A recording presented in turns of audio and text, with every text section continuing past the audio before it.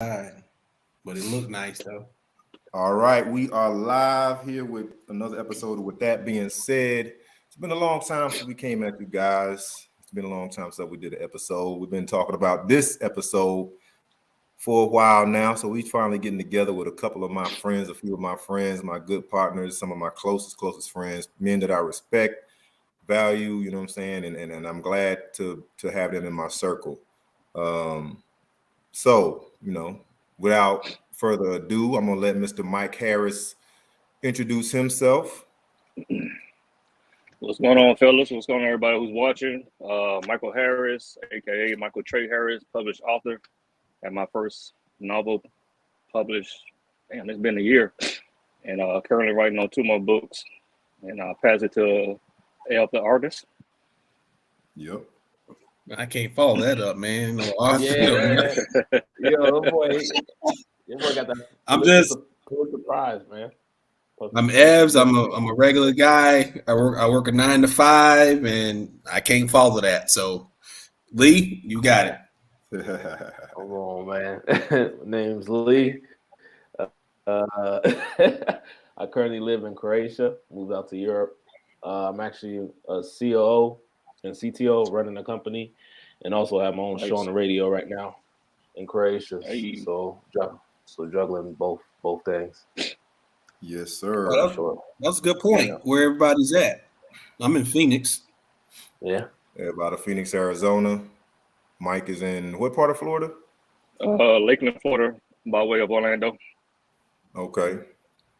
And I'm out here in Atlanta. I've been out here in Atlanta since January of 2021. You know, like I've been bouncing around. Everybody knows since I retired in 2017. I was out in California for a minute, and then kind of got tired of it out there, trying to make some different things. Came back toward the East Coast a little bit. I was in Fort Lauderdale for a while, and then kind of Atlanta has always been kind of a place that I feel like it's close enough to where I'm from in Mississippi, but also far enough away to where, still got a lot of opportunity and stuff like that going on. So I'm enjoying it. I'm got a lot of enjoying family. it. It's nice.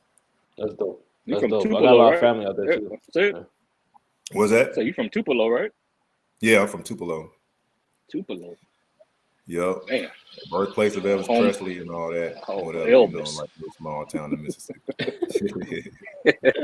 Been there once. I'm good. Yeah, if you ain't from there, I don't really see no reason for you to come. You know what I'm saying? That's just how it is. Stop at the mall.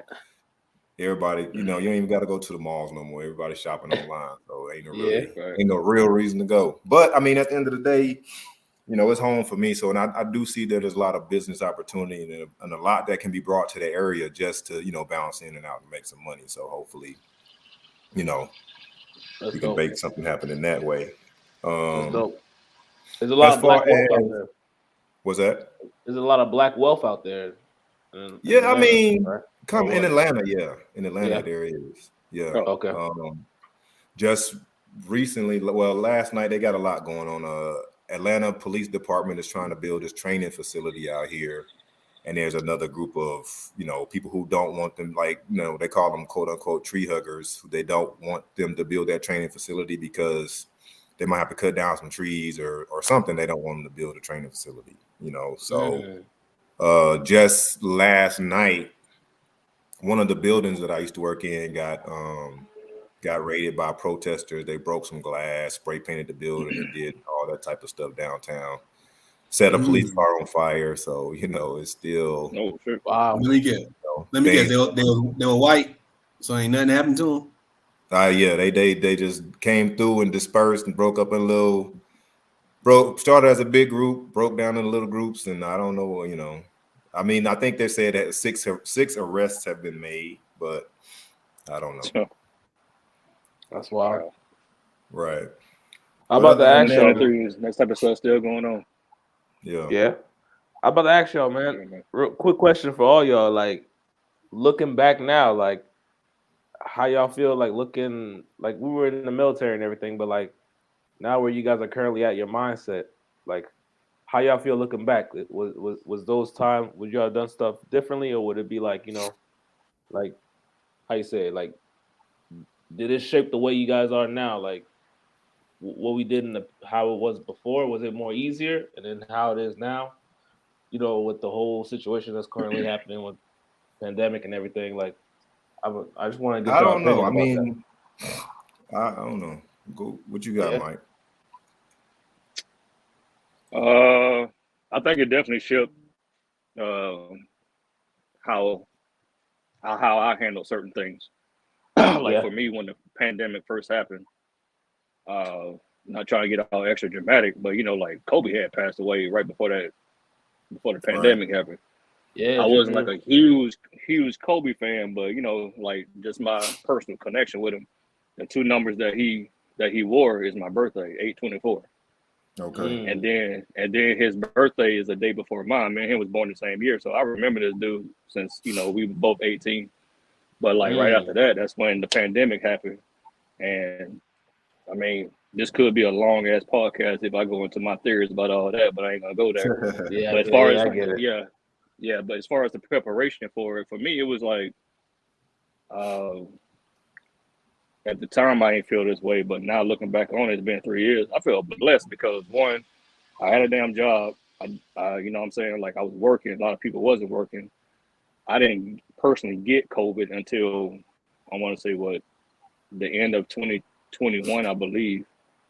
So like it didn't really affect me, but people at my job, it was affecting them. Had to stay away from my mom and my stepdad because they're older, so all that kind of stuff. But the preparation, I think, not just because of the military, but I think it helped as far as being mentally prepared for that type of hardship. You know what I mean? Yeah, definitely. Yeah. I'll pass it to you, bro. Yeah. Oh, my bad. My bad. No, you good. Man, I think getting out was probably the best decision I made in my life, man. When I say I was so burnt out, it didn't make no sense. Yeah. The only thing I do miss is just hanging with the dogs. Yeah. That's it. Just hanging with the boys. Other than that, I don't regret not one part of it. But I ain't gonna lie, it was rough when I first got out, man. I got out. I ain't have no education. I didn't have a plan. I ain't have Did you any get GI money Bill, Ed? saved. You said what? Did you sign up for GI Bill? Yeah. Okay. Yeah. I took that. Because I was supposed to go with him. I remember you invited me to go to school with you in Arizona. Yeah. I remember. Yeah, so for like 3 years, it was like a struggle. Dead end jobs, man. I had a job where I was making like $7.25 an hour, bro. So imagine going from like 60 65 G's where we was at to making like $14,000 a year. Yeah. Yeah, I ain't gotta imagine that shit. I don't know why that shit. It's real, man. And like, Yeah. I look at these statistics about how these veterans and people killing themselves and stuff. So it's the low is real. I mean, and that's part of because we were talking about this before we came live. I did 20 and I did the retirement thing. Mike did just short of 15. Sani did 6 and Ev did 8, 8 and just me, even doing 20 and being able to be eligible for retirement and disability and so on and so forth like that, it's just kind of like, even for me, that transition, another part of the transition for me was like, hey, this is what I've been doing for 20 years. For the past 20 years of my life, like the biggest chunk of my life, starting as soon as you step on basic and you are in and you make it through, you make it through your 6 weeks of basic, go town pass, boom, boom, boom, go to tech school, make it through that, go to first base, make it through that, go to second base, make it through that. And you just kind of like, because at the end of the day, I feel like we all, have a great level of intelligence, a great level of responsibility and maturity, even at the end of the day. Like I'm saying, we know how to be immature and have some fun, but when it comes back to business, we know how to get back to that and just take care of that and cover it. I don't care what you think it looked like or what you think it looked like or whatever. Is it done? And that's one thing that the military taught us. If you can't put it in writing, if it ain't somewhere where you can show me where I fucked up or did wrong at or whatever, then leave me alone. The job is done. The mission is accomplished. It really doesn't matter how I got from A to B to C to D. I did it. I'm here. Fact. Let's go. You know. So after me doing that for 20 years, and as well as the career field that we were in isn't even my passion. It's not something that I wanted to do. I did not come in guaranteed. I came in open general. I was hoping for a medical job, but I went and did this, and I excelled at it, and I did good. And you know, really, at the end of the day, until I tell you, you don't even know that. You know what I'm saying? Just because, hey, I'm here, I'm doing it. It is what it is. But upon retiring after 20 years, wanting to transition that resume into something else or to something else or to something else, because at the end of the day, we all know that being put in that leadership position and getting out there, and I really think that's one thing that the job market and education market and everything needs to implement. Like, look, 8 years in the military is equal to a bachelor's degree. 4 years in the military. If you do 4 years straight and whatever, that's a responsibility. You know what I'm saying? They give you a gun, they give you your CDCs, and you go out there and you learn it. You're not just sitting in the classroom writing essays and doing this and doing that. You are actually gaining experience, and not just experience in the career field that you are working in, but you know what I'm saying, your leadership, details, cleaning, everything, the whole big picture of everything to be a responsible person. You are kind of, you know, you touch on it in one way or another. You ain't just kind of like, you know, like if you work it, like since I've been in the civilian world and I have to be over these people. And that's one thing that I found difficult from my transition is because me being a leadership in this world, you know, I'm used to, hey, you ain't pay that bill. What the fuck is wrong with you, Troop? You know what I'm saying? I'm used to being in your business. I'm used to having to care about those things. I'm used to having to answer my phone no matter what time and this and that. And sometimes civilian people and other people, no matter what they do, they don't understand that. I'm not doing this for attention. I'm not doing this to make myself look good. I'm not trying to do this for whatever reason. This is just how I've learned to do things thus far. You know what I'm saying? I can kind of, you know, you're going to have to give me some time to figure it out. To adjust to that, but at the end of the day, I really don't see anything wrong with the way that I choose to do things, because there has never been wrong with the way I choose to do things, you know, or the way I choose to lead. So that being able to transition or translate a whole lot of that into a resume or into something that you want to go for, and all people are going, oh, you a veteran, you military, and all they see in their head is marching, and that's all they see. You know what I'm saying? That's what I feel like. Because I was a flight chief. And I applied to be work at the front desk of Crunch Fitness. So either one of you tell me why wouldn't you hire me? Just it don't make no sense. You know what I'm saying? I think part of it is you're taking the wrong job. If you were flight chief, that's equivalent in the civilian world as being a director. I know that. At that point in time, I was fresh out at that time. You know what I'm saying? And I was like, I was there doing the leadership thing. You know, you always like, I'm tired of that shit. Let me take a break. That's that first, you know, initial thing that you might have coming out of the military. It's like, I don't want to be in, you know, I want to be leadership. I want to do this. I want to do that. I just want to make a little no responsibility for the time being, right? You know what I'm saying? Yeah. I don't want to have to care because I think subconsciously you also learn that, like, you know, like if I go for a director position, you know, I'm gonna have to be serious. I'm gonna have to show up to work on time. I'm gonna have to do this. I'm gonna have to do that. This bullshit that I'm gonna do right here don't count. But I'm gonna be great at it. You ain't really got to worry about me. But I just want to be able to coast and kind of, you know, work my way in and get used to being out and just used to having a regular job and, you know, having earrings in when I come in to work and, you know, whatever, just being free. So it was that. But then, you know what I'm saying, after a little bit of that and trying to work for somebody else who was not, I don't be intimidated by me. I'm not trying to take your spot. I don't want your position for real. You know what I'm saying? I can help you though. You know what I'm saying? Like, and you fucking up, and it's hard to work for somebody who sucks. So at the end of the day, give me your job, because you ain't doing shit. You know what I'm saying? Like, I'm out of here. I can't stay there until I do work up to that. And now I'm, you know, back into being director, back into being whatever.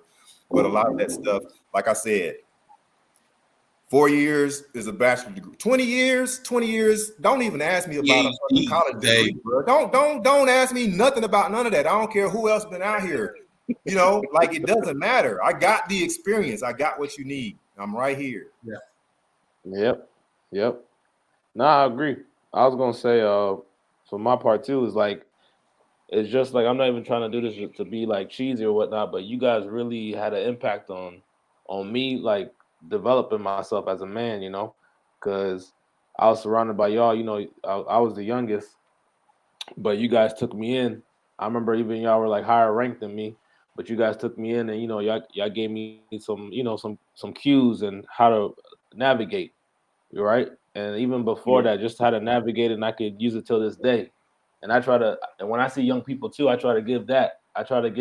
You know, that guidance a bit, especially us black men. And you know, more likely we're fatherless, right, in the household. So when you go into the military, I'm learning how to pump gas. I'm learning how to pay bills. I'm learning how to talk to girls. You know what I'm trying to say. So then it was like you guys really helped me guide my development and like looked out for me and things like that. And I just want to say I appreciate y'all. You know, in general. I mean, and at the same time, appreciate you, man. To me, I mean, like you as far as I go, I never, even though we kind of like it's known that you're the youngest and it's known, you know, but yeah, it ain't never felt like that. You know what I'm saying? No, like, it didn't. You know, it ain't. We just all. It's just the same love. You know what I'm saying? And just like I learned stuff from you. You know, and I like to see how you move because I hear your story. Because on top of that, you know, you like English wasn't your first language, right? No, it wasn't. And you talk about some of the hardships and like some of the stuff that you had, the diversities that you had already just kind of like, damn, I've went through this shit in high school. Now I just got out or whatever. And then you come into the military and it's just kind of like, oh shit, here we go with this shit again. Kind of story. You know what I'm saying? I'm learning how to do that. You know, but you were still maintaining, you still did it. And I was kind of like, wow, you know. Appreciate it, man. I think for me when go ahead, Lee. No, I was about to say, I remember when because I lived in France and then I lived in Africa, right? So when I moved back to America at 8 years old, I had like a really thick accent, right? And our own black people, our own be the worst. Yo, that was getting clowned every day. Yo, I was getting clowned you was in every VA, right? day. I'm not even African, and I get accused of being African. Yo, so bro, every day it got to the point where it's like I had to like learn to clap back. It's either clap back or stay like you crying or some shit. You know? Yeah. So you build that confidence. But Mike, my bad. You? No, you good. What I was gonna say, man, like I think I remember before Ced got to Aviano, before I guess he got to our flight, how seamless it was when I know like me, Lee, and Ev, I can't remember us hanging out that much before Ced came in. But for me, it was like how seamless it was, you know, for me and Ev, you know, when Ced came in, it was just like it clicked. Yep. And the thing about it, the funny thing about it is, like me and Lee have been stationed in Kadena together. Yeah, right. I remember that. Yeah. And like we he worked in the armory. Yeah, we knew mutual people, but I don't think me and Lee, we ain't never really had hung out or went out together before that, right? No, because it was like I was like an airman, fresh airman. Yeah, he was in the armory doing his thing. You know what I'm saying? He come and go, whatever. And then the next thing, like I know he left. I don't even remember how I remember making a connection that you was even in Italy, or I think we just maybe bumped into each other in Garmount room or something. Yep. You know what I'm saying? But I don't know. I don't know if it's because our birthday is on the same day or whatever it is. But I mean, when you talk about seamless, it was just kind of like, you know, sense. Yeah, it was just like right off the like, hey, what up, do yeah, exactly. Bam. And like, there was never no question or nothing after that. And you moved right next to me too. You're right next to Philly and everything. Right. I don't know. I think Sani did try to throw some gasoline on me when I was gonna have that one party that time and invited like 1,000 people to my house. No, man. I forgot about that, man. How did that thing go? Did you have the party? No, I didn't. I mean, I had it, but I dwindled it down some because was that that other cat, Jabari? Wasn't that Jabari? Wasn't it a party for Jabari or something? Something like that. I think so, and I don't know. You know what I'm saying? Like I knew you, so if I had been like talking to you or something else like that had been going on, then I think I might have felt different. But I didn't know him. And I like, you know what I'm saying? Like he was calling me, kept on telling me, hey, blah, blah, blah, this, that, cool. And I don't know. I just kind of like, what? I don't know. You know, don't bring them people to my house. And that was it. You know what I'm saying? Yeah, I feel you. Yeah, no. I get it. Yeah, I feel you. I feel the same way, bro. He said no. I just spoke to Jabari like last week. I just saw him. He just added me. He doing like a workout thing. Got blocks and all that. He doing some personal training stuff. Trying to bounce back. I thought he was a Jamaican dude. He threw his hair out and I thought he was Jamaican. He's Jamaican. Right. No, he is. Right. Like, straight up. I think his family from Jamaica. But yeah, he put in Minnesota. Yeah, he up there in Minnesota. Really? Yeah. Yeah. I'm like, bro, you done lost your mind. Hey, but the key. It was bad enough that I moved to Kansas City. Man, when I think about us, really. Go ahead, Lee. I'm about to say the key thing when I think about us is our trips, bro. Yeah, our trips were like legendary. Right. Epic. Right. About that time. Legendary. Let's go. We about to turn that page, baby. You see the two fingers. I mean, and at the end of the day, like with all of our personalities, you know, it ain't just anybody who will pick up and go spur of the moment for like that. You know what I'm saying? Facts. I don't really think there's too many people that we would trust and like, you know what I'm saying, and just kind of like, you know, I'm absolutely right. I'm gonna be all right. We together, whatever, you know what I'm saying? So that says a lot too. I mean, you know, and like I said, it was a blessing and how seamless it was, and to be on the same page as a lot of that, you know what I'm saying, to where we could just, hey, we going here for a weekend, we going here, we going there, you know. And I me for one, I don't have a lot of male friends. I ain't even had a lot of male that was like just around. You know what I'm saying? All my uncles, they in and out of jail. They doing this, they doing that, or whatever it is. You know what I'm saying? So just to have somebody around and then just to be able to even get along with a group of guys in that way, because I didn't get to play sports in high school. I ain't really get to do none of that. So you know, just to have this friendship group and some men that I can, you know, we can bounce stuff up off of all the time is great. And you know, and I'm seeing the growth. I think we still growing individually, but I think at some point in time, you know what I'm saying, we're gonna have to, you know, we're gonna congeal something to where it solidifies. And it, you know, when we talk about helping the young community, being, you know, strong, good mind, you know, black men with good heads on their shoulders to, you know, try to kind of change the narrative and implement something somewhere, you know what I'm saying, in the community for the future of our people. No, you're right. The future, you're right, bro. Just in general, for everybody. Yeah, man. White folks, when they're with, I be seeing them. I'm living in a country majority white, but white folks, what I've seen, especially friends, they it's not just friendship, man. They invest in each other financially. They you know what I'm trying to say? They start business with one another, like side business. Exactly. Like, hey, let's throw 1,000 each. Exactly. You know what I'm trying to say? Right. So I get it, man. We gotta get to that level. As far as okay, right? And then Lee, I'm as far as I know, you came back to the States when you were 8, but I know you have interactions. You have an understanding.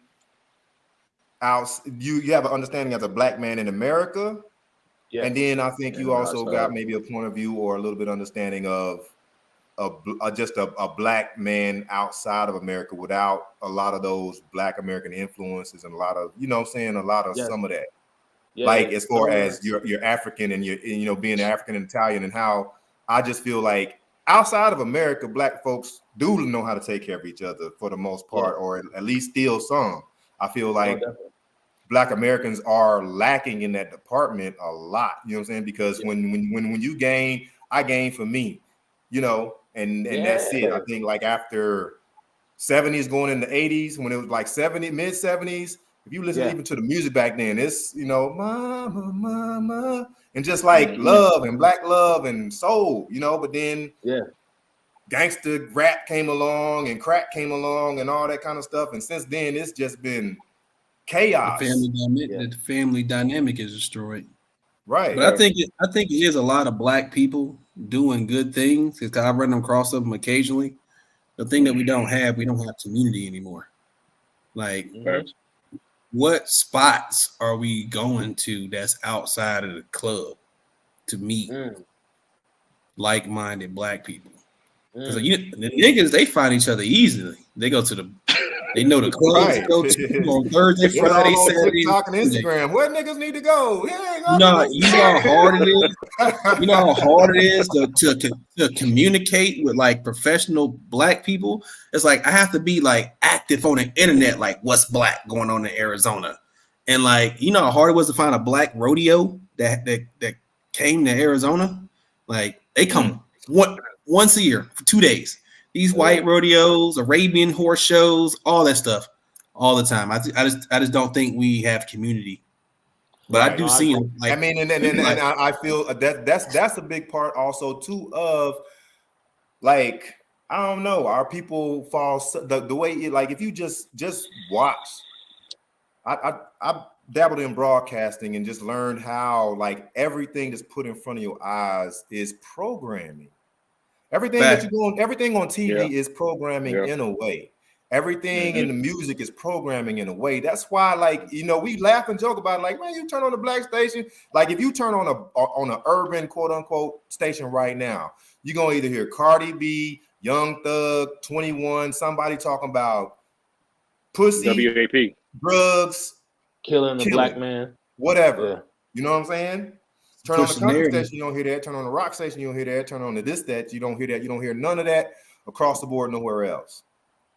Yeah, that's what we're into. But now they left us holding the bag. Okay, so now that's our fault, I suppose. But it's not our fault. You know what I'm saying? It's like for Black America, that whole image to where it's like the programming is so deep that it would be nothing for us to just change the conversation. Just have more. We have it. You can have these conversations on the sidebar here, there. But you talk about a black rodeo. You go into a barbershop today and be like, hey, you know what I'm saying? There's a black rodeo coming to town. This way, like these niggas was like, goddamn cowboys and all that. I ain't blah blah blah blah blah blah blah. Black people don't even know that they're supposed to like that.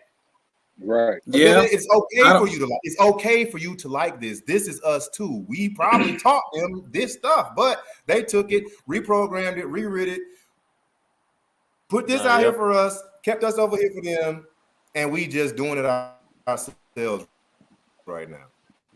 Yeah, I think the big thing is it's not our fault for what it's like out here, but it is our responsibility. Right. So we got to figure out which role we gonna play. Go ahead. I think too, man. Like freaking, I don't want to say like the common meaning of fear, but I think fear because of history. I mean, just look at the people who try to bring everybody together. If you look at Fred Hampton was trying to create a real rainbow coalition.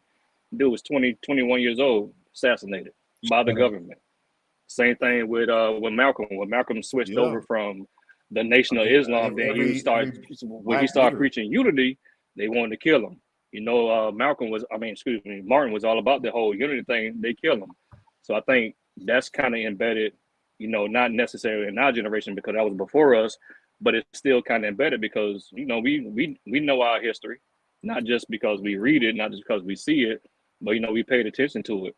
On the current event, man, they taking our governor down here in Florida is taking AP African American Studies out of all schools here in Florida. I saw that. Bro, it's like right there in front of your face. Yeah. And they're working, like I said, 10 years on that. Yeah. And they're working on that book for 10 years. Yeah. Yeah, man. Freaking. I used to always think that voting wasn't important. You know what I'm saying? Like I said, I'm not trying to get on the tangent, but it's kind of the same subject. I used to always think like, I'm not going to vote. I'm not going to vote.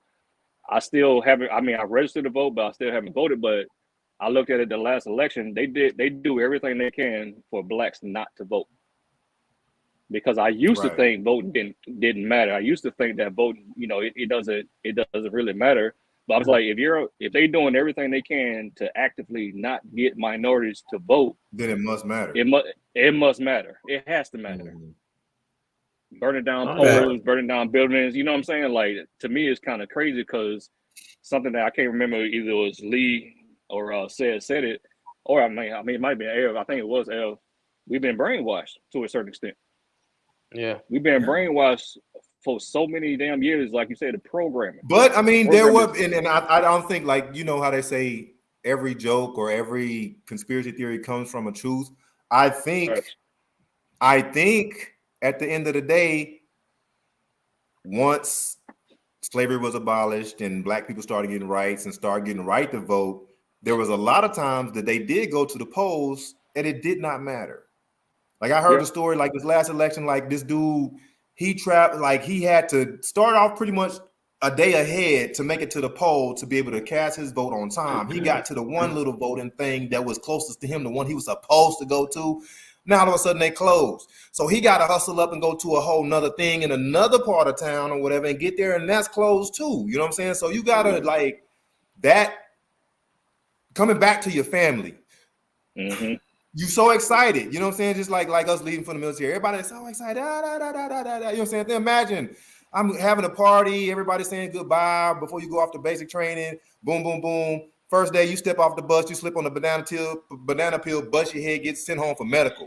So everybody gonna be looking at you like, oh damn, I thought you was about to, go in the military and whatever. Now your ass back at home, disappointed, can't even function. You know what I'm saying? So he come back from voting after all this build up. They done had a daddy finna go vote party, gave him a big piece of chicken the night before and all that shit. You know what I'm saying? He take off and go to town to vote, get there, get disappointed. Like, hey, you know what I'm saying? Still I gotta bow my head, boss, and yes, sir, and no, sir, and come on now. You know what I'm saying? Just to try to get to what I'm supposed to do. I gotta humiliate myself for the right that you told me I got.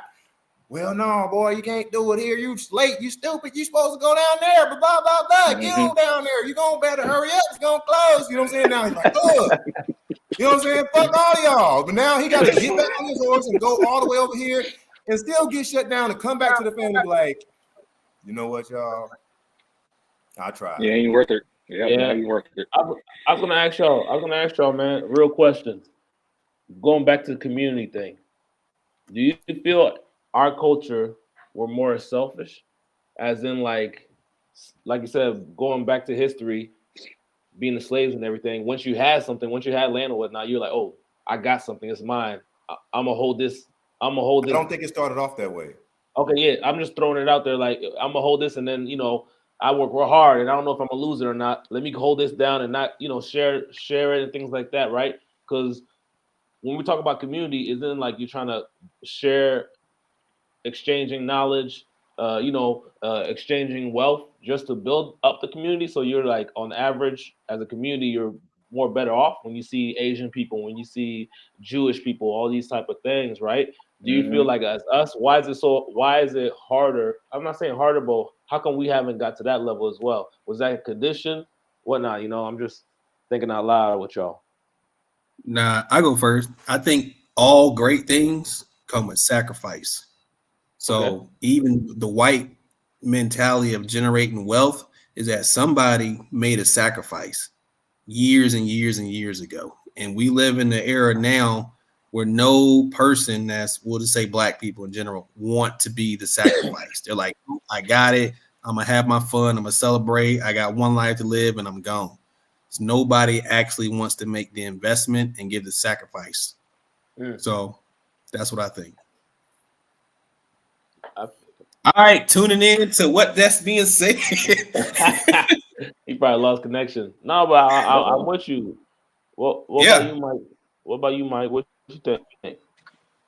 For me, I think is kind of tapping into what I said earlier. It's more like I think it's definitely some selfish mindset, but I think it's also fear too. You know what I mean? My bad, y'all. No worries. You good, bro? Cut off. I think a lot of it. Oh, go ahead. Go ahead, Mike. No, so I think fear, being scared, stepping out in front. A lot of people don't want to do that. The ones who may have tried probably recently. You know, we all heard that saying. You got black people, and then you got niggas. Right. Yeah, man. Chris we all Rock. know Chris about Rock that. said it. Yeah, Chris Rock said it best. Every time black people try to do something good, there's always some niggas out here messing it up. Fucking that shit up. Yeah. But I mean, But from my take on it is, at the end of the day, no matter how you want to slice it up, you know, how many divisions between anything between human beings that you can have, you know what I'm saying?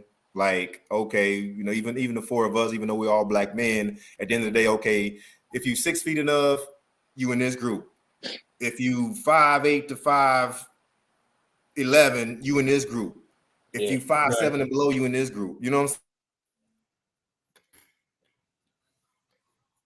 Because a person is black doesn't mean they're pro-black. It doesn't mean they're for black. It doesn't mean they have the same. We're not monolithic. We don't all think the same. We don't all behave the same. Yes. So I feel like, just like, I mean, even though it may have been giving them a job or like, you know, we saw the movie Life, right? And we saw The Prisoners, but then we saw Hop and Bob. Tell them about the gun line, boss. Tell them about the gun line. You know what I'm saying? You got some people out there who might be like that, who even though once things got free, just the glitz and glamour and programming of whiteness. Yeah, that was the. You know what I'm saying? White is good. White is right. Yeah, if I was white, I would be all right. You know what I'm saying? But people are like, even right now, like I got people who say, "Oh, I'm moving to a white neighborhood." They rather move to a white neighborhood, which I get. Like, you know, they're like, it's better, and my property is going to be more value. But I'm saying that's the program, and the fucking thing is that somehow whiteness was able to place itself in that position to where, instead of saying I'm moving to a nice neighborhood, I'm moving to a neighborhood with people in my tax bracket. Yeah. I'm moving to a neighborhood that like this is this and this and this, white. All that means white. You know what I'm saying? You making good money, you white. You live in a nice neighborhood, you white. You want to go to this school, you white. You know what I'm saying? It's all associated with whiteness, but that ain't even you know what I'm saying? You're going white on and it takes. So I think there are those. I don't think it really started off as I think there may have been some selfish people, but I don't really think that it really started off like that. Those, you know, like the community, the vast community is greater than those people who were around at that point in time. And it started off as, because when you say community and we build up, okay, we go back to one of the famous stories, or when we have conversations like this, everybody goes back to Black Wall Street. So that's a community. That's building up our finances. That's putting our minds together. That's us taking care of each other. What happened? Yep, they destroyed that place. They saw the threat. Right. So after 1, 2, 3, 4, 5, how many times of that happening? Every time we come together, because like I heard recently, you know what I'm saying? Our love for each other, our hate for each other is not a threat to them. You know, we can separate ourselves, talk about this one, talk about that one, divide it all up, not share knowledge or whatever. That's really fine with them. But when our togetherness and our love with each other and our sense of community and how we could really come together and do something is really what they're afraid of, because every time that happens, the black leader, the ones who trying to start it, gets taken out. The whole thing gets sidetracked and derailed. And look at Haiti. Look at the country Haiti. That shit destroyed. Right. Yeah. Not just look at Haiti, but look at Haiti and Santo Domingo. All have all have black heritage, all have black roots, but these two sides of the same island. Y'all on the same island. So if a hurricane come through, y'all all in the same boat. Y'all don't even like each other at all. I think it's a bigger thing. Two whole different languages, because this white person from this land came and spoke French, and this white person from this land came and spoke Spanish, and they whatever. You know what I'm saying? Yeah, I think another one of the issues is why we have so much separation between black people is that special. Like people don't feel special anymore, and people try to divide themselves between other people just so they can feel special. Right. Like, oh, I'm this. I'm gonna ask this. I'm I'm gonna ask y'all this special. question. Let me ask this question. Stand up. Yes. Do you think we asked for the wrong thing when we asked for integration? Hell yeah. Elaborate. What do you mean? Explain that one. Okay, so black schools, white schools, it was segregation. Okay. Black schools wanted the same books, the same whatever. So I guess at that point in time, the only thing that it seemed like it was right to do was we're not gonna go to our schools, we need to go to y'all schools too. No, you're But right. what we should have done is no, y'all go to y'all schools, we'll go to our schools, but we just need the books, we need the resources. Yeah, I agree with you because I feel like we're conforming to their practice, and right. You can lose yourself, right? You lose your right. culture because you're and conforming I to think you know, like we know how to deal with each other, and when you looking in, you know, despite all the programming, because we don't know what little kids have been programmed to do this and that. I mean, like when I was a kid, I know all my first grade storybooks had Jack and Jane and little white kids playing and running and doing and whatever. Most of the shit was white. You know what I'm saying? Mm-hmm. Most of my education was white, pictures, white this, white that. So yep. It's kind of still intimidating, you know what I'm saying? Because you go home to your family, you're looking at your aunt's eyes and seeing, you know, maybe she, you know, it ain't the clean, pristine thing. So you start to see white as a level above. So if I'm going to, you know, but you have your inner city, you have your black problems, you know, your black women know how to deal with black kids. But if I go to school and I didn't get breakfast today, my mama woke me up early, I had to fill the kerosene heater up, I didn't get to warm up my toast, she yelled at me and sent me out the house, but I just really wanted, you know what I'm saying, I was hungry and I didn't even get to eat yet. So I'm at the reading table and I'm pissed off and I'm grumpy. So I said I had an outburst. So the white teacher, oh, she's whatever. I'm just another little badass black kid. Go out in the hall. You know what I'm saying? Like if we had our own teachers, our own people teaching us and who knew how to really deal with us and we communicate with each other, that shit, black doctors all the time. Black every, you know, like just those things that speak to us and our culture. Because you see so many, you see some, you know, I'm sure you all either saw high school or went to high school where that is just one black cheerleader on the cheerleader squad who don't even know how to wear black makeup. That shit is too light for your face, bitch. And stop perming your hair like that. That's not how you wear your hair. But what, yo, bro, you're right. But no, there's. I was just thinking about this though while we were talking. Let's say when you say to black community about, oh, you need therapy, go get therapy. People are like, nah, I don't believe. What the fuck is that? That's some bitch shit, right? But what we're doing right now, this moment is a form of therapy, right?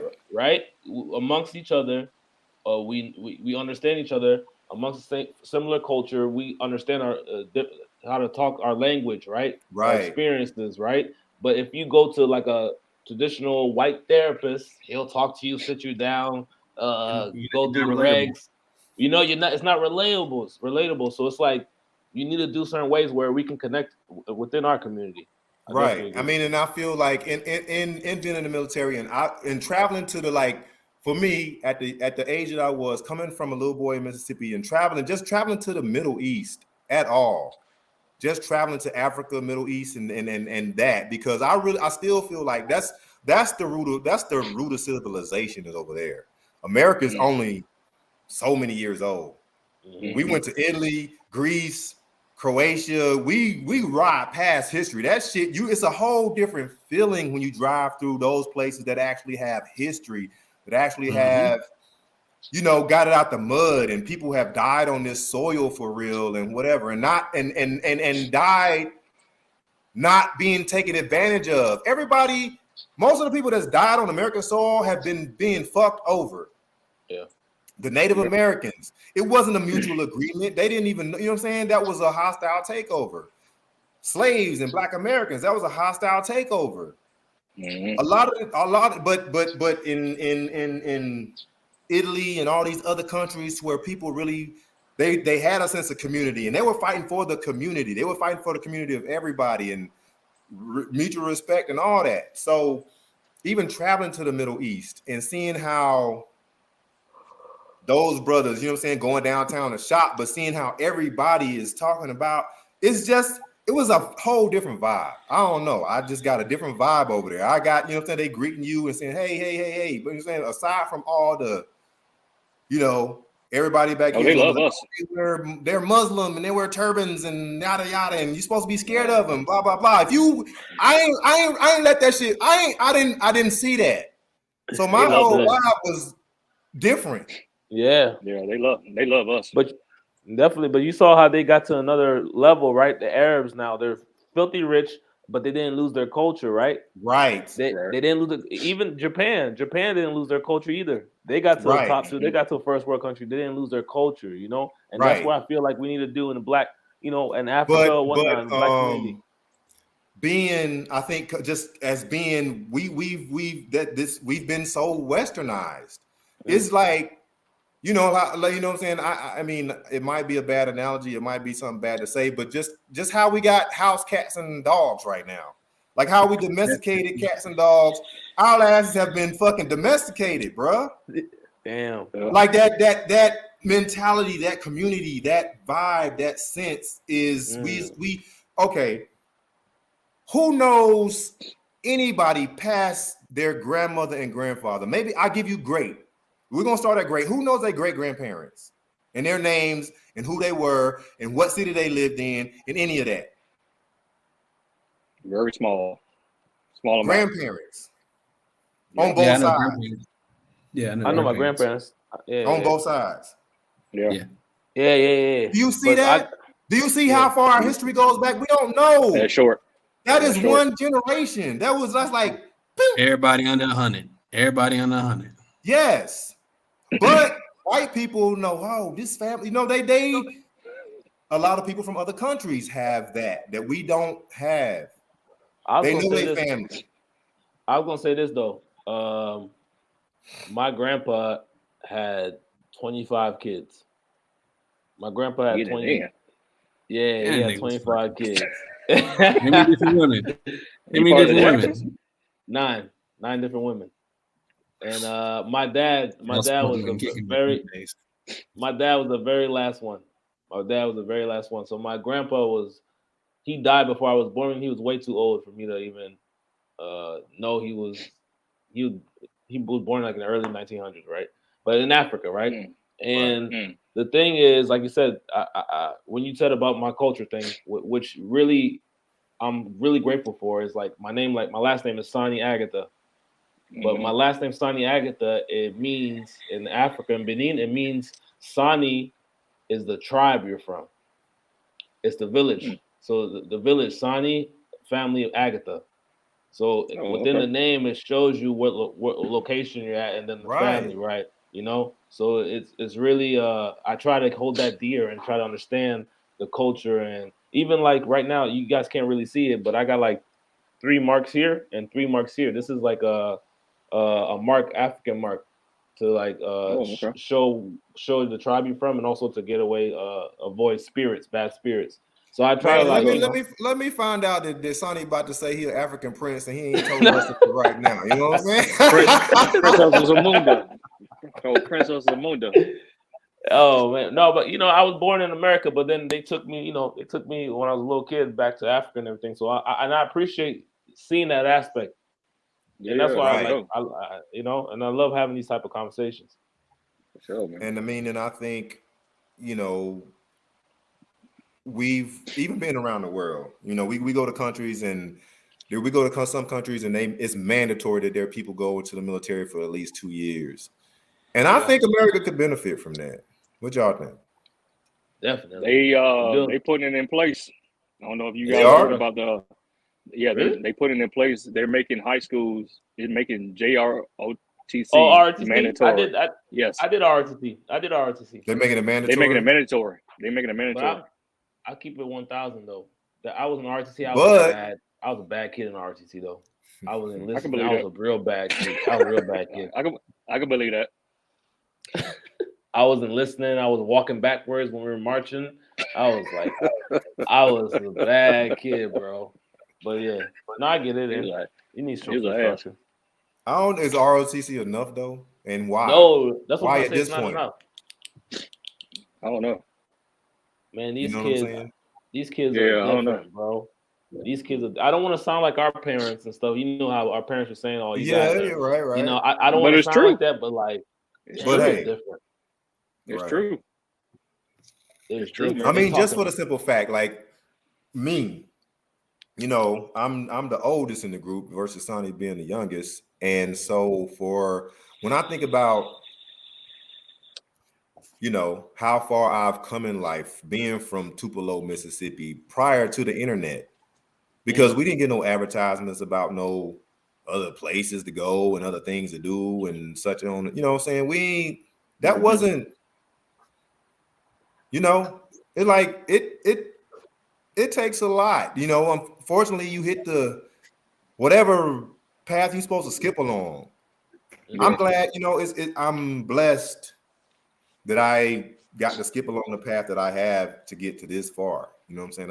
I'm still trying to go further and trying to do other things, but to come from this being this little country ass boy in Mississippi to traveling the world, to being able to have these experiences with these types of people and everything that I've done in my life is a lot, because when I go back home, it's this percent of people, you know what I'm saying, who have even been outside of Mississippi.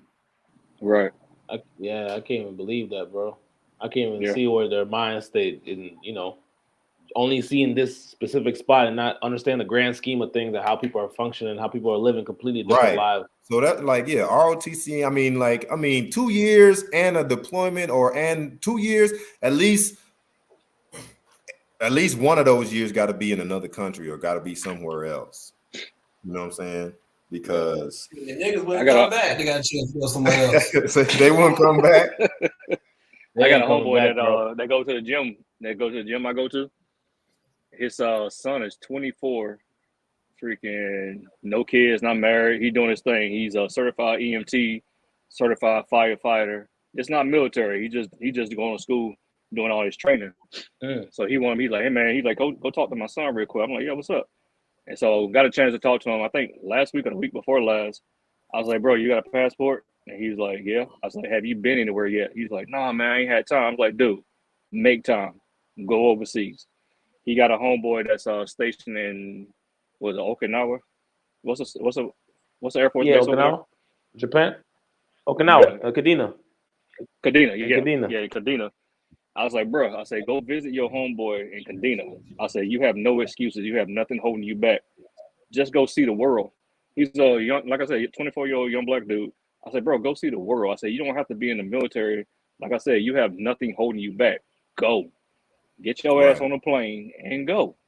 Right. Yep. Like, he's like, man, he's like, I'm nervous. I say, you already got one set up. I say, your best friend is at Kadena. Go visit him. I said, damn. It's okay to be nervous. I understand that you're nervous, but definitely, you're nervous doing anything for the first time. Just go. You won't be nervous no more. At all. Yep. And I told him, I said, man, I got one of my homeboys that's in Zagreb. I said, if you ever have a chance to go to Croatia, it's gonna change your mind, fam. and just to look at his eyes, I'm like, man, if I can switch places with you right now, knowing the stuff that I know, please. Oh man. Please, I get the hell out of Lakeland. Lakeland is not bad, but it's just like same thing. Right, there's so much more. And what I always tell them is, is here, it's home. You can come back. Yeah, I mean, it ain't going nowhere. Like you said, it ain't going nowhere. You can come back. But you come back with a story. You come back with a little bit more experience. You come back with a little, and then that's just kind of like, you know, you crawl before you walk. But I mean, you know, a lot of times, hey, you can't be scared to take that first step. You know, if you scared to take that first step and you 3-4 years old. You ain't walking yet. You know what I'm saying? Like, what are you waiting on? Come on, get it together. You should be You running gotta by now. unhandcuff yourself. You gotta unhandcuff yourself, man. Yeah, I agree. So in transition and everything that we've talked about up until this point, before we get to wrap it up, I think we wanted to talk about masculinity and what it means to be a man, or something along those lines today, right? Or how you think masculinity is under attack? I think that there's a void. I think there's a void right now because, and nothing wrong, no wrong, evil side or anything like that. I think that now there's a void where men is trying to figure themselves out, because for centuries, men have been the perception of being a man was being a provider, and now you have women entering in that field more and more. They're getting more degrees than men. They're entering the job force. They're getting those high paying jobs, which is great as well. But then it's becoming more competitive. And more is becoming more of, what do I need a man for? That's the point where I'm getting at. So then it's like, that's exactly where I was gonna get at, where it's like, okay, now I'm providing. I'm not saying all women like that. I'm not saying like that, but some women be like, okay, now I'm the provider financially, and taking over the roles, right? What do I need you for? And also, like I said, like, and you being a man, when you valued yourself as being the provider financially and emotionally, all that things, what is it being a man? Okay, just say that then.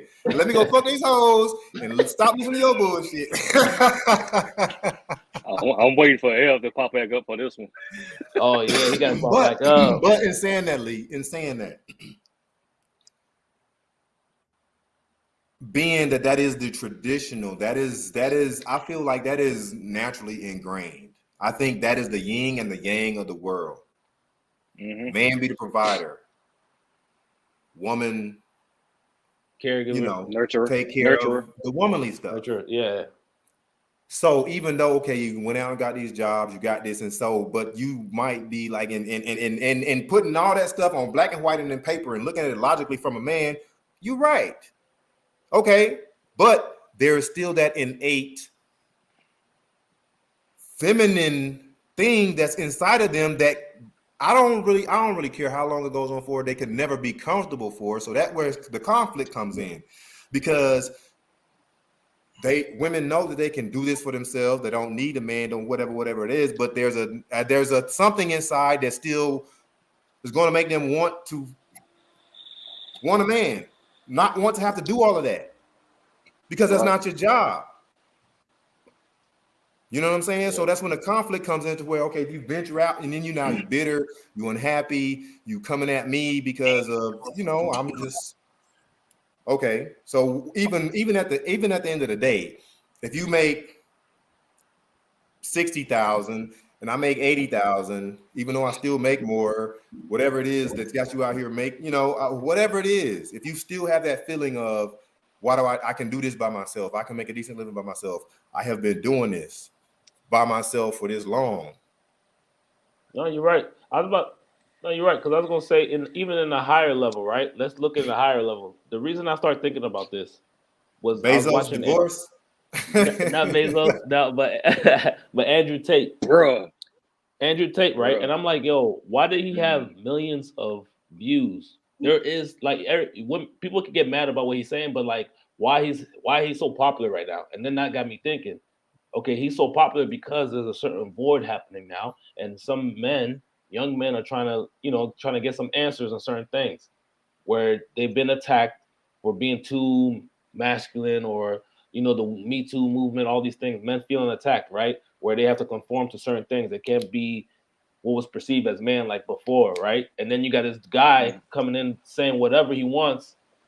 So I'm not for the misogyny stuff that he's saying, but some stuff he's saying, some of the elements he's saying are real stuff, right. There's some pieces that you can pick up on and have a conversation about. There's some pieces, exactly. And so I see, that's why I feel like there's a void right now about men. Really, that's why I asked you guys what it is to be a man.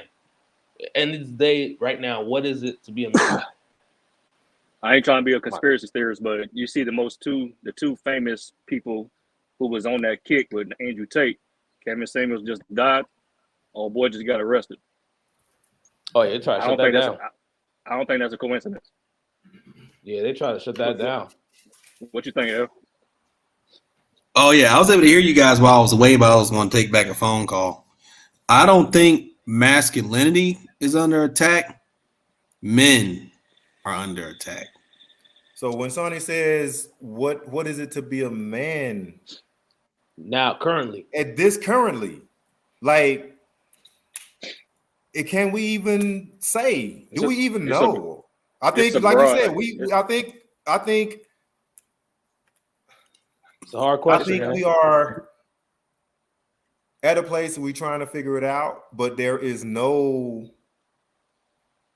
that's kind of like against a man's wiring. You know what I'm saying? Like, at the end of the day, look, this is what I've been told that I know how to do. This is how I know how to do. And look, we're this 4 men on this podcast right now. But at the end of the day, I'm Cedric, you Mike, you Lee, and you Ev. And the way that I feel like I'm a man in myself, and the way each of you feel like you a man in yourself, doesn't make either one of us more right or more wrong. You know what I'm saying? We might have our basic ass, our foundation. You know what I'm saying? We know what our line is. And the line is, hey, if you're a man, you don't do this. Mm-hmm. Or, for the most part. So, and we have our things on, we have our things that we agree on. But I feel like we also have our things that we, may feel justified in going on as being a man, and that's just it. Each individual, each household, each man for himself. Each man for himself. Go ahead and say and it. What he chooses to bring along with him. What'd you say, Mike? I said, go ahead and say it. F nasty. No, just play.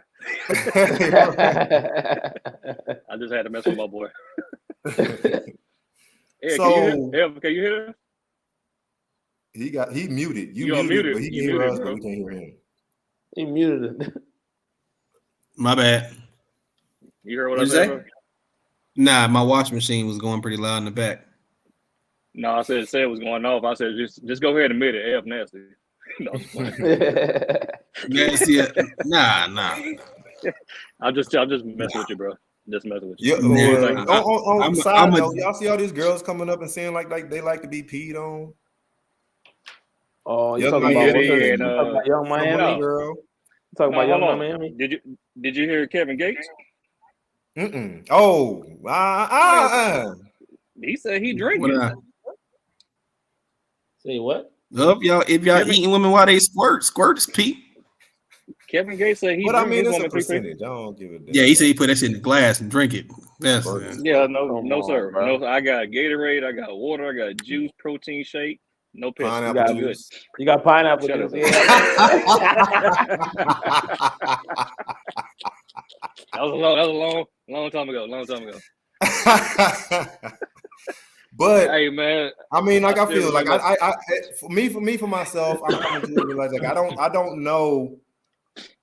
I can't really say what the definition of being a man is in this day and age, because I feel like, just like you said, I think men are trying to rediscover where they fit in this whole big thing for the advances in technology, advances in this and advances in that. And the whole human existence, human everything is being questioned and being kind of, I don't know if it's just kind of like neutralizing the board, which doesn't seem like it would be a good thing in the long run, or changing the dynamic of understanding, because love, marriage, and so on and so forth back in the primitive days was more about survival. It was about, you need a strong man to be able to defend you from the lions, tigers, and bears at night, somebody who knows how to start a fire, somebody who knows how to do this, somebody who knows how to do that. Then you get in farming. Okay, I need a wife and some kids to help me raise this farm and to milk these cows and to pick these eggs and to do all this and all this and all that. But now that it's coming up into this day and age where, hey, the playing board is even. A woman can make just as much as a man, this, and that, or whatever it is.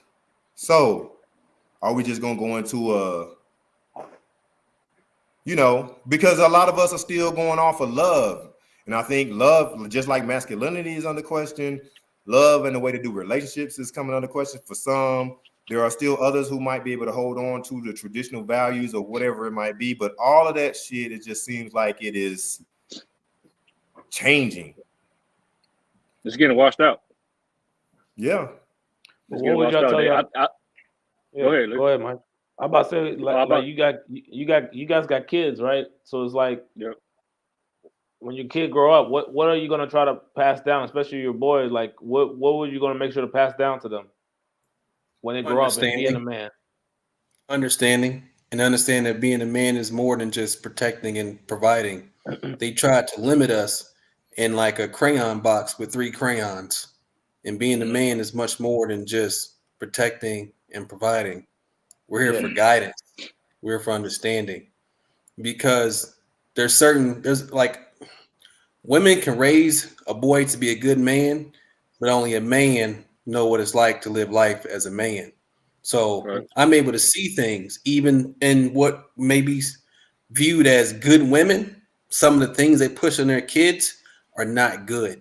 Like, say, for example, I see some women that's like, I let my kid wear whatever he wants, blah, blah, blah. I'm like, as a man, it ain't like that. We have structure in our life. And as a man, we don't dress how we feel. We dress for the results that we want. So if, like you said, if you want to, go ahead, take it away. No, I mean to cut you off. I was making a joke. I said, unless you're Dwayne Wade, but you can cut that. Yeah. Well, here's the thing. When you're not there, as a parent, as a father, you need to be there. Yeah. Love is spelled by being present. That's love to a child, present. And a kid is going to get way more from your actions than just what it is that you speak. Yep. And that's one of the important things that I push to my son, is that he's going to become a man because he's going to witness his father be one. Like, I don't do daycare on my parenting days. I bring my son with me to work. Right. So he's able to get a first hand. He's able to witness what it takes. And that goes back into the community, and that goes back into something that I feel like is lost in America, because really, when you get into a certain tax bracket, you know what I'm saying? Like, the millionaires, they take their kid to work and just let them sit alongside and do whatever, and they start learning all that kind of stuff, early on, even if it ain't, and that was just kind of like, I feel like there was something when I was a teenager, when I was 13, 14, 15, it'll just be, I don't know, an agreement between my mama and this dude in the neighborhood that he gonna come pick me up on. If he going to bale hay, kill a hog, whatever he doing on a Saturday, come pick me up and take me to go do that. So, I've been around a group of men slaughtering a hog, killing a deer, shooting a gun, shooting this and shooting that. You know what I'm saying? For the pillars in the community that were trustworthy enough to take me to go do something like that, to just go get me a taste of that. Hey, this is man shit. You know what I'm saying? Like, and it's not just the surface of. It ain't even about what you're doing at the time. Even if he had been a person who worked in an office and did whatever, just to be able to go and have that connection with somebody that's older than you and take you along and kind of show you something outside of whatever else is going on in your world, it's very impactful.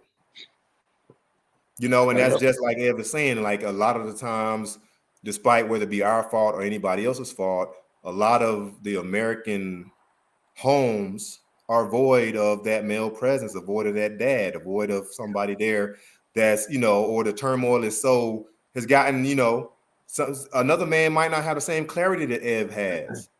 Cause we know Ev, you know, like to hear him say what he just said, like, oh damn, this nigga is gotta smart sometimes. I was like, But damn. you know what I'm saying? To you know what I'm saying? A lot of people don't have that clarity, don't have that understanding of, look, I mean, I got a kid now. I need to be an example. I need to do this. I'm gonna do this way, that way. I'm not just gonna get the baby, go drop it off because of whatever reason. This is my time. I'm a father. I'm a father now. Yep. So let me step up and be a father. Mm-hmm. Even if I didn't have a great example or a great example before that, there's something in me that I knew I was missing that just I ain't gonna make you feel like that because you ain't asked. And you knew it as soon as you became an adult. Right. And I think you're going to become a man regardless. Right. Having a man there or not having a man there, he's just going to save you time. Whether you're going to be a man and you're going to be ready at 18, or you have to bump your head a few times, you ain't going to become a man until you're about 30. Right. So Facts. Yep. It's up to you how long it's going to take. Nah, man. Nah, this was a great conversation, man. Honestly. Yeah. I appreciate y'all joining in. Yep. Any closing last minute thoughts, anything, we want to go around table, starting with Mike. Oh, that's it? That's all the topics? I mean, we're an hour and 11 minutes. We're an hour. Hour. We're an hour 11 minutes. Yeah. So, you know what I'm saying? Like I said, we can reconvene. We can make this a regular thing, and then we it don't stop. So yeah, we can do this like at least once a month. I know everybody busy and stuff, but at least try to do it once a month. Maybe like bi-weekly. Well, we'll chop up a schedule in the WhatsApp and see what we can do. And even if even if it comes to if we do it bi-weekly and it's a week that somebody can't make it, that person can volunteer or fill in for themselves and try to put somebody in to just talk, or just let it be known like I ain't gonna be able to be present. Y'all find somebody else, or we just run it with with whoever is definitely available. or add people. Yeah, that's cool. Right. What I'm saying? But this is the core, even if we have special guests, outside guests, whatever it is, this will always be. And we can do this even if you want to invite a guest. If something happens to one of y'all during the week to where you're like, hey, this is a good topic, why don't you come on and talk? You can also add them. I can have up to 10 people on this thing at a time. So okay, cool. This is a good topic, man. This is some good. He eating good too. But this no, man. But this is good. I use this video just to I know some other people that need to hear this. For sure. I know some people right now that needed to hear some stuff that we were talking about. So it's really good. It's really good. Please do share it as much as you can. I mean, and Lee, I think, I don't know, what I'm saying? I mean, or anybody, if you wanted to add it, if you wanted to stream from one of your channels or something at the same time, I think I can do that as well. I'm not sure. I mean, I got to play around with it. I got a little rusty, but there's a few things we can do with it. So let me know when you get it on YouTube or something. Yeah. Dope. So what is everybody's biggest takeaway from this conversation? I hear what you said. It's I as far as I go, I could not answer the question what it means to be a man these days, and that's not it's just I don't know. I think I'm at a point right now for myself to where I'm learning a lot about myself. I'm learning a lot about being a man, or being more because not for nothing, and even in our trips, in our friendship, and in the things that we do when we're not taking care of our everyday responsibilities, even the walk through the military. I don't know. I mean, I feel like I was able to be on autopilot for a lot of that. Mm-hmm. You know what I'm saying? Mm-hmm. Yeah. I just the spots I need to hit ain't no problem for me hitting. I can hit them in my sleep. You know what I'm saying? Yeah. And so me here now am just kind of I got to take a greater grip on the reins somewhat. You know what I'm saying? And Yeah. I'm coming to realize that I'm coming to realize a lot of things that maybe a lot of behaviors that I had was, just autopilot. I ain't really had to be conscious about none of it because I ain't but here but 2 years. I ain't here but 3 years. I ain't here but this long. I'm about to go to this deployment. I'm about to go here. I'm about to go there. So everything was, like I could move and still kind of be myself without having nobody really see myself or having to really worry about it. Yep. But now coming into kind of like wanting to settle down more, wanting to, maybe, build a life, have a wife, have a this, have a that. Part of me is like on that vein to where I Good want to luck be finding married one of and them. have this.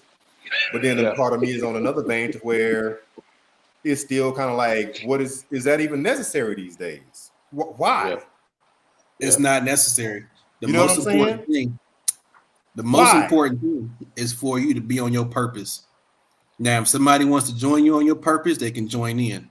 Exactly. If they don't, and so when I say I don't know how to be a man, I think that brings it full circle to where when you're living in that pocket, when you're living at a pocket of no matter where I choose to go, I'm a man. So if you want to join my journey with me, then I'm the man. I'm the man. Right. Don't look. And me being a man, I know how to value your opinion. I know how to take care of you. I know how to protect you. I know how to be a guide. I know how to be a leader. I know how to mentor you. And I know how to allow you to do that same thing for me when I need it. Yeah. Being that is a part of being a man. What you just said right there. I think being a man is you have to know how to do everything. You have to know how to do everything. And as you get older, you're gonna have to delegate roles. Right. Yeah. To people. So you gotta make sure that everybody around you is taken care of. And you have to think logically versus emotionally. So the last thing on a man's mind is emotion. Right. First thing we lead with is logic. Like, does this guy who just disrespected me in the club and I act out on it, shoot this fool, next thing you know, I got a son out of that's not being raised. Right. You know what I'm saying? Like, you really gotta pick where your energy is going. And you gotta love your routine, love what you do, and it's gonna take somebody important to bring you out of it. But you gotta just stick to what it is that it's important to you, get on your shit, and you're going to attract the right one. So yeah, man. I covered it. For sure. Covered it all. I appreciate y'all. I'll say this last thing, man. Like something that I've been going through as far as my quote unquote spiritual walk. I'm not religious, but spiritual is learn. We have to learn how to love ourselves first before you give anybody anything, a part of you. You know what I mean? That's something that I had to go through relationships, plural, to get to this point where I'm at now, where like, holy crap, hold on, did I actually love myself? I like myself. I like certain parts of me, but do I actually love me? And that's what I'm going through now. And I know me and Elle had a short IG conversation probably last week, I think it was, Elle, and we both kind of touched on the same thing, like, being at a point in your life, not secluding Sonny, because Sonny he got his thing together, but being a single dude, learning how to love yourself, and once you figure that out and you see it, you got to learn how to appreciate that shit too. And that's where I'm at as far as being a man. Being on your grind no matter what. I commend what Lee's doing. Lee's doing that while being married because he found the right one for him. I commend you and salute you for that, brother, because that's not easy. That's not easy at all. And I mean, it's not for nothing. I think, or at least coming up from, even though, the community has, like me coming up, and just the questions I was asked as a young boy, like I was constantly asked how many girlfriends you got. And, like The more you said, the more the men cheered, or the more they appreciated you, the more you felt like you were supposed to be doing what a man's supposed to be doing, which is, Right. you know, it is what it is. But I think those are things we have to unlearn and trying to find the reality, you know, the reality in what we didn't understand at that time. It's just like the blind leading the blind, because wasn't no man around. Right. But if you have a man around to show you the light, he gonna tell you. Now Right. we all gonna fuck around. You know what I'm saying? Right. But we Of shouldn't course. be fucking around so much. We Right. all gonna dabble, but you ain't got to be out there dabbling for years and years and years. Right. It's like I'm doing the same thing over and over again. You know? Exactly. Trying That's to how I make felt it, like trying I to was. reinvent it, trying to still make it look fly and this and that. When, you know, Right. I mean, Been there. like it's the only one to see that you done lost it. The only one that can't see that you done lost it is you. Like, don't Yourself, be yeah. out here like that. Yeah. Facts. Everybody else can see it, and that's just, you know, no. A man can't let himself get in that position. You have to know how to, you know, regardless. And a man is allowed to be a man at any level. I don't care if you're a trash man, a computer Still a man, man. or whatever. Still a man. Whatever the fuck it is. Be a Facts. man. You know what I'm saying? Be that. Facts. Yep, because you still on your purpose and you taking care of your shit. Yep, So no matter what level. for sure. Exactly. Well, we're gonna talk about relationships, or what we ending this one? Yeah, we're gonna Yeah, close it out. Yep. And we'll reconvene in the chat, and then we'll come up with the next topic, and we're gonna air that at. You know, Valentine's Day is coming up next month. What y'all doing? What y'all doing? We ain't doing shit. Yeah, you I'm ain't going doing to that, work. Lee. I'm going to Oh, work. you doing I gotta do facts? something. Yeah, I'm Yeah, going to I work and go to the gym. don't do That's the same thing I do every day. Go to work and go to the gym. I don't do Get Valentine's my Day. my heart rate is up. You know what I'm saying? 30 minutes. Drive along, get my heart rate up. That's what I'm gonna do. Yes, sir. I feel you on that. All right, I appreciate y'all for joining me, sirs. I Appreciate it. really glad we got to get it All right, together. Absolutely, man. I love you guys, All right, man. Love it. Love y'all too, That's bro. all, man. Thank y'all, man. Stay up. Stay Yo. strong. Yes, sir. Yep. All right, well.